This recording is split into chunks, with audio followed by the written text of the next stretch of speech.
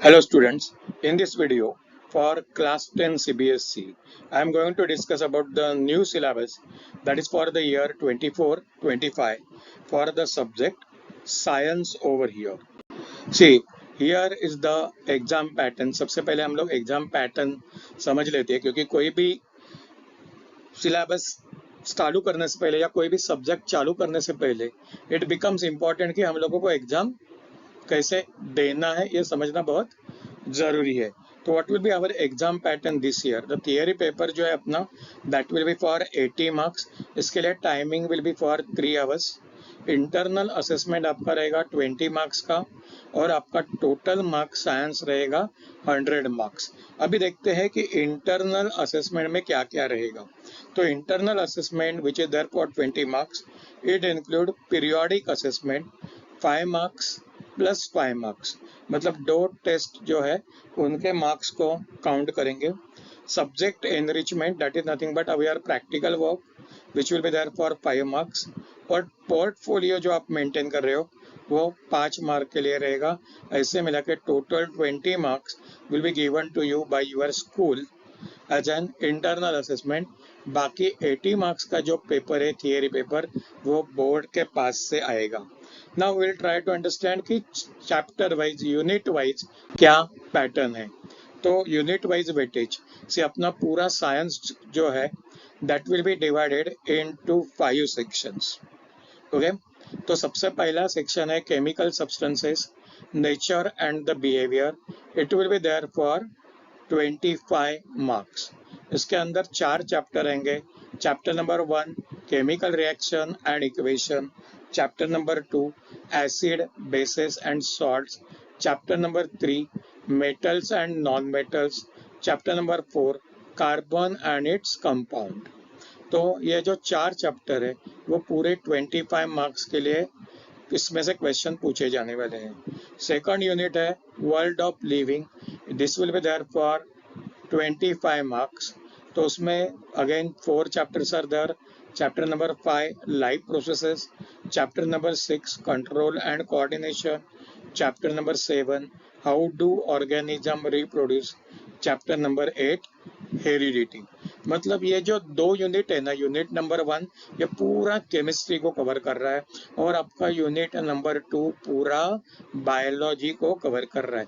मतलब in short आपका chemistry will be there for 25 marks and biology will be there for 25 marks. अभी unit number 3 natural phenomena, ये आपका 12 marks के लिए इसमें से क्वेश्चन आएगा। देखो chapter number 9 light reflection and refraction और chapter number 10 the human eye and the colourful world, this 2 chapters are coming under natural phenomena which is there for 12 marks। ये फिजिक्स का पार्ट हुआ। देन यूनिट नंबर 4 जो आपका है वो है effects of current, इस वो भी आपको 13 मार्क के लिए है। इसके लिए 2 चैप्टर है, chapter number 11 electricity and chapter number 12 magnetic effect of electric current. मतलब करंट वाला जो पार्ट है वो 13 मार्क्स के लिए और लाइट वाला पार्ट 12 मार्क्स के लिए। मतलब थर्ड और फोर्थ यूनिट मिलके आपका फिजिक्स बन जाता है। तो physics will be also for 25 marks. तो केमिस्ट्री 25 मार्क्स, बायोलॉजी 25 मार्क्स और फिजिक्स 25 मार्क्स। बाकी का जो 5 मार्क है that is there for unit number 5 natural resources. उसके अंदर एक ही चैप्टर आएगा that is chapter number 13 our environment. तो टोटल चैप्टर कितने हैं? 13 chapters are there and they are divided into 5 units. तो यह तरीके से अपना थियरी पेपर जो 80 मार्क्स का है वो यह तरीके से रहेगा। इसके अंदर multiple choice questions, 1 mark questions वगैरह भी आएंगे, plus some long answer, short answer questions वगैरह भी आएंगे, but that we will discuss it at the time of paper pattern. So let us see कि चैप्टर वाइज क्या हम लोग पढ़ने वाले हैं। तो पहले हम लोग केमिस्ट्री के जो 4 चैप्टर है उसको देखेंगे। Chapter number 1 chemical reaction and equation, इसके अंदर हम लोगों को समझ के लेना है कि what is chemical equation and types of chemical reaction. There are 4 different types apart from oxidation reduction. हर एक का बहुत सारा एग्जाम्पल्स है, वो सब हम लोगों को रेडी करना पड़ेगा। तो इसके अंदर कम से कम 25-30 केमिकल इक्वेशंस रहेंगे जो अपने को प्रिपेयर करने हैं। Chapter number 2 acid bases and salts. यहाँ पे सबसे पहला तो हम लोग डेफिनेशन करेंगे, what is acid, what is a base, what is a salt. Then will try to understand their properties, examples and uses. मतलब उनका रिएक्शन देखेंगे कि एसिड मेटल के साथ कैसे रिएक्ट हो रहा है, बेस कैसे रिएक्ट कर रहा है। That is what we are going to talk about. Then what do mean by pH scale, उसका कंसेप्ट, उसका यूजेस हम डेली लाइफ में ये हम लोग देखने वाले। Then preparation and uses of sodium hydroxide, bleaching powder, baking soda, washing soda and plaster of Paris. ये सब हम लोग एसिड बेस और सॉल्ट में पढ़ने वाले हैं। तो इसके अंदर भी कम से कम 20-25 रिएक्शंस अपने पास आएंगे। Chapter number 3 metal and non metals. तो सबसे पहला properties of metal and non metal. ये तो हम लोग 7th-8th से पढ़ते आ रहे भाई, वो वापस एक बार अपने को प्रिपेयर करना है। बट सबसे इम्पोर्टेंट क्या है कि केमिकल रिएक्शंस जो है इसमें, केमिकल प्रॉपर्टीज, वो हम लोगों को अच्छे से प्रिपेयर करना पड़ेगा। तो उसके वजह से there is a something called as reactivity series, वो अपने को याद करना पड़ेगा। Then basic metallurgical process, मतलब all these metals are always present in the form of some compounds, तो उनको प्यूरिफाई कैसे किया जाता है वो हम लोग इसमें मेटलर्जिकल प्रोसेस में देखेंगे। मेटल्स पड़े पड़े खराब हो जाते हैं जिसको हम लोग करोजन बोलते हैं। तो what is a corrosion and how it can be prevented, that is what we are going to study in this chapter. Fourth chapter is carbon and its compound. तो carbon is very important element. अपना body के अंदर भी जो भी compounds है वो सब कार्बन से बना हुआ है। तो यहाँ पे पहले हम लोग देखेंगे कि covalent bonding in carbon compound, versatile nature, क्योंकि कार्बन से मिलियंस ऑफ कंपाउंड बन रहे, वो ऐसे क्यों बनते हैं वो हम लोग यहाँ पे सीखने वाले। Then there is something called as homologous series, nomenclature of carbon compounds containing functional group. Functional group is very important concept which we have to learn and understand over here.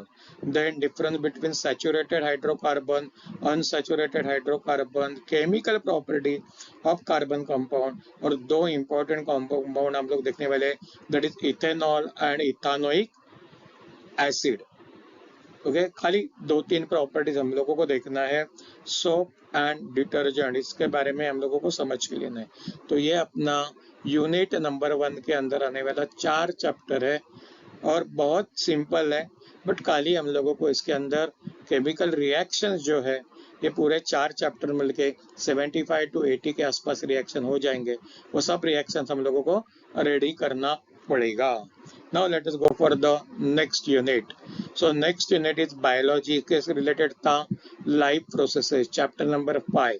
देखो उसमें what is living being, then basic concepts like nutrition, respiration, transport and excretion।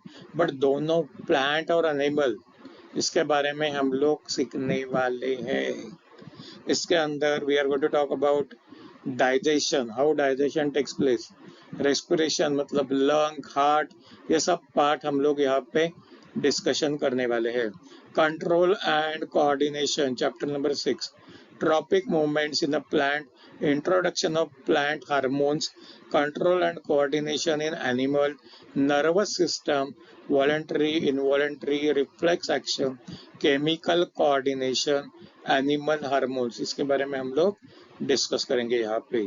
Chapter number 7, how do organism reproduce? Reproduction is very important thing as far as living being are concerned। तो ये कैसे होता है animal के अंदर, plants के अंदर? there are 2 type, one is asexual, another one is sexual, इसके बारे में हम लोग जानने वाले। then reproductive health, need and methods of family planning, safe sex versus HIV AIDS, child bearing and women's health, ये सब चीजों के बारे में अपने को थोड़ा थोड़ा आइडिया दिया जाएगा। Chapter number 8 heredity, heredity, Mendel's contribution, loss of inheritance of traits, sex determination, brief introduction. तो ये चैप्टर में हम लोगों को थोड़ा सा आइडिया मिलेगा कि जीन्स क्या रहते हैं और उसकी वजह से अपना जो बॉडी फीचर्स है like colour of eyes and all those things how it changes, वो थोड़ा आइडिया हम लोगों को मिल जाए। Now chapter number 9 contain light reflection and refraction. तो यहाँ पे हम लोग कौन सा टॉपिक स्टडी करने वाले हैं? Reflection of light by curved surfaces, refraction of light by spherical lens, then इसके साथ एसोसिएटेड जो डायग्राम्स है वो हम लोगों को करना पड़ेगा, laws of reflection, refraction, mirror formula and lens formula. तो यहाँ पे हम लोग स्पेरिकल मिरर के बारे में बात करने वाले basically, as well as lens के बारे में, कॉन्वेक्स लेंस, कॉन्केव लेंस, उसके बारे में हम लोगों को बात करना है। इसमें diagrams are going to be very important over here. Then chapter number 10 is a human eye and colourful world. Human eye functioning, defects of vision and its correction, मतलब जो हम लोगों को स्पेक्टिकल्स वगैरह लगता है उसके बारे में डिस्कशन होगा यहाँ पे।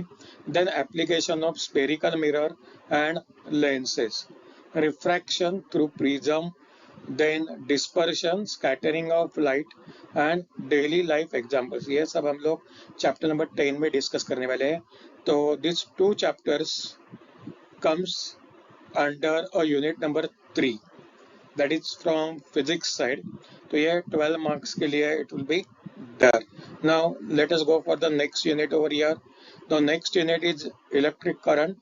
तो इसमें चैप्टर नंबर 11 है इलेक्ट्रिक करंट और chapter number 12 magnetic effect of a current. Now in chapter number 11 electric current will come across the definitions like what is electric current, potential difference, then Ohm's law which talks about resistance, resistivity, then factors affecting resistance, series parallel combination of resistances, heating effect, जब electricity will flow through a wire it will cause heating effect, तो उसके बारे में हम लोग discuss करने वाले हैं। तो उसका कहाँ पे यूज होता है डेली लाइफ में, that is what we are going to discuss.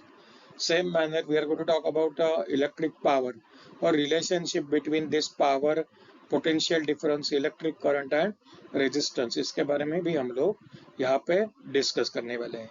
Chapter number 12 is magnetic effect of current। So whenever electric current flows through any conductor it will produce magnetic field also। तो magnetic field, field lines, then field due to current carrying conductor और solenoid, इसके बारे में बात करेंगे। Same manner अगर कोई current carrying conductor हम लोग मैग्नेटिक फील्ड के अंदर रखते हैं तो it will experience the force, उसके बारे में भी बात करेंगे। Fleming's left hand rule, then DC current, AC current, इसका मतलब क्या होता है वो भी हम लोग डिस्कस करने वाले हैं। तो ये नेक्स्ट यूनिट है, unit number 4। This also comes under physics only. तो ये 13 मार्क्स के लिए रहेगा। अभी हम लोग लास्ट का यूनिट नंबर 5 देखेंगे। यूनिट नंबर 5 एक ही चैप्टर है, chapter number 13, that is our environment. बहुत सिंपल है, इसमें हम लोग ecosystem, environmental problem, ozone depletion, waste production and their solutions, biodegradable and non biodegradable substances, इसके बारे में डिस्कस करने वाले हैं। अभी देखो स्टूडेंट्स, ये साइंस में diagrams are very very important. तो फर्स्ट जो यूनिट है वो केमिस्ट्री से रिलेटेड है, तो there we will come across a chemical equations. तो 70 to 80 equations will be there, जो आपको पूरे साल भर में अच्छे से प्रिपेयर करना है। जो बायोलॉजी पार्ट है उसमें you have to prepare for diagrams. तो टाइम टू टाइम मैं इसके बारे में वीडियो बनाऊंगा और आपको आई विल टेल यू कि which diagrams are very important. Then when it comes to physics part, यहाँ पे न्यूमेरिकल्स विल बी देयर। तो जो 4 चैप्टर है फिजिक्स के, unit number 3 and unit number 4 में, तो उसमें numericals will be there which are going to be asked to us in the exam. तो यह तरीके से हम लोग पूरा साल भर में अच्छे से प्रिपेयर करेंगे तो definitely we will be able to score more than 90 marks. आराम से आप लोग स्कोर कर सकते हो। देखो सिलेबस बहुत इजी है, थोड़ा मेहनत करना पड़ेगा, बट अपने पास पूरा साल है क्योंकि अपना एग्जाम जो है वो अगले साल मार्च में रहेगा। तो we have ample time for the preparation. अगर आप लोगों को वीडियो अच्छा लगा रहेगा तो मेरा चैनल सब्सक्राइब करना ना भूलना, and please do not hesitate to share this channel with your friends so that all of you will get benefited out of it. Thanks for watching.